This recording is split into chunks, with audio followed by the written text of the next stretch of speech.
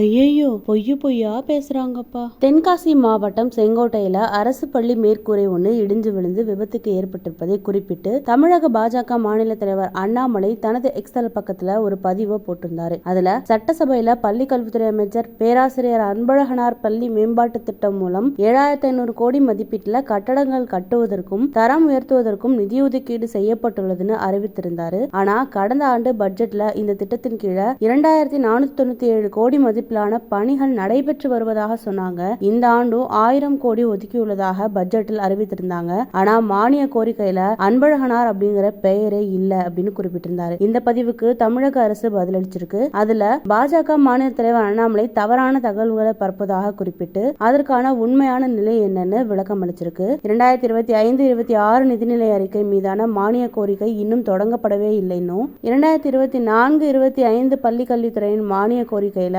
அன்பழகன் பள்ளி மேம்பாட்டு திட்டம் 2022-23 மற்றும் 2023-24 ஆண்டுகள்ல ஊராட்சி ஒன்றிய தொடக்கப்பள்ளி மற்றும் நடுநிலை பள்ளிகளையும் அரசு உயர்நிலை மற்றும் மேல்நிலை பள்ளிகளையும் உட்கட்டமைப்பு வசதிகளை மேம்படுத்த ரூபாய் 1887.75 கோடியும் அரசு உயர்நிலை மற்றும் மேல்நிலை பள்ளிகளின் பழுதுபார்ப்பு மற்றும் பராமரிப்பு பணிகளுக்காக ரூபாய் 316 கோடியும் ஒதுக்கீடு செய்யப்பட்டு பணிகள் நடைபெற்று வருவதாக குறிப்பிட்டிருக்கு. அதே போல கடந்த 2023-24 ஆண்டு ஊரக வளர்ச்சி மற்றும் ஊராட்சி துறையின் கீழே ஊராட்சி ஒன்றிய தொடக்கப்பள்ளி மற்றும் நடுநிலை பள்ளிகளின் உட்கட்டமைப்பை மேம்படுத்த 560 கோடி ஒதுக்கீடு செய்தாங்க.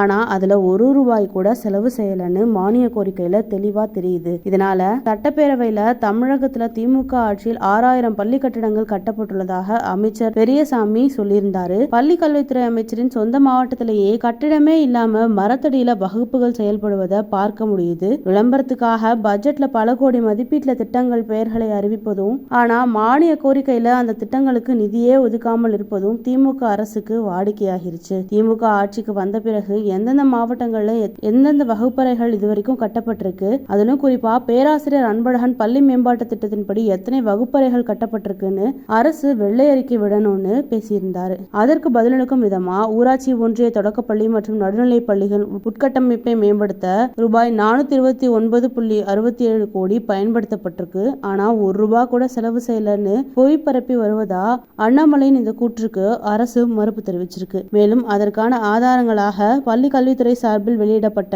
2024-25 ஆண்டுக்கான மானிய கோரிக்கையை பதிவிட்டு தனது தகவல் சரிபார்ப்பகத்தின் இணையதளத்துல விளக்கம் அளிச்சிருக்கு தமிழக அரசு.